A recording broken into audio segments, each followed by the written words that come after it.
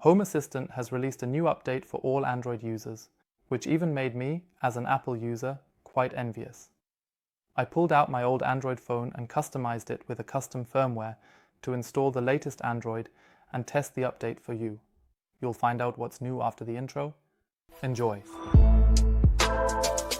In fact, the entire update is essentially an update to a video I have already made, namely about the Home Assistant voice assistant. It has come a long way and now offers not only text-to-speech but also speech-to-text. This means you can essentially build your own voice assistant with ESP Home for $13.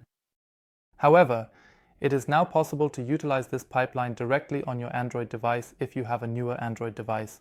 It was already somewhat possible before, specifically in the USAND through the Home Assistant app. If you went in there, you could also click on the assistant at the top and use it right there. Now it is integrated even more natively into Android. I didn't even know it went that far with Android. Specifically, the assistant can be added directly to the home screen. To do this, simply press and hold the home screen, select Widgets, then Home Assistant, and finally press and hold the Assistant shortcut at the bottom and drag it to the home screen. A pop-up appears here allowing you to select which pipeline to use, which server to use, and how everything should be named. Click here to add a shortcut, and then I basically have an app that, when I click it, directly opens the assistant. Sure, that's already really cool, but it gets even cooler when we replace the Google Voice Assistant with the Home Assistant voice assistant. This is possible since the new Home Assistant app update by simply going into the settings under Apps, Default Apps, Digital Assistant app, and then selecting Home Assistant here. And when I hold down the Home button here, Home Assistant comes up directly. Just a little heads up for you. In the video where I introduced this little voice assistant, I thought the poor translation was due to this small device, which probably has a worse microphone. However, I was able to determine through this Android device that the poor translation seems to be more related to the local language to text translation, as even with the Android phone, the whole thing is still very, very far from perfect. So if I press here now and simply say, turn on living room, I get turn on living room, which sounds similar, but does not lead to the corresponding result. I will now try turn on living room again. You have to speak so clearly that it works reasonably well, and that's not the pronunciation I would like to use with a voice assistant.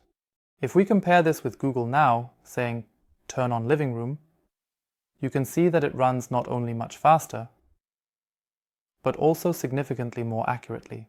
Of course, it must also be said that the whole thing is connected to Google with years of experience and a huge cloud.